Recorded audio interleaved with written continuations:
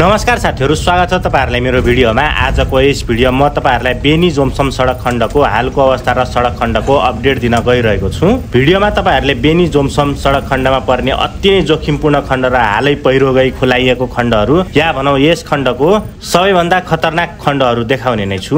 यस खण्डमा अहिले दशैं सुरुवात भएसँगै 2-4 ठाउँमा पहिरो गएको थियो र ती ठाउँमा सडक अति नै जोखिमपूर्ण र सडक पार गर्नको लागि कठिनाइ रहेको थियो। धेरै ठाउँहरुमा सडक विस्तारको काम पनि भइरहेको छन् र अधिकांश भन्दा अहिले धेरै खण्डहरु एकदम राम्रो अवस्थामा रहेका पनि छन्। पहिलेको र अहिलेको सडकको तुलना गर्ने हो भने अहिले यस सडक खण्डको अवस्थालाई स्वर्ग भन्दा फरक नपर्ला, किनकि पहिले भन्दा अहिले धेरै सडक विस्तारहरु भएर सडक पिच भएका छन्। नराम्रो खण्डमा पनि सडकलाई विस्तार गरी राम्रो बनाइएको छ।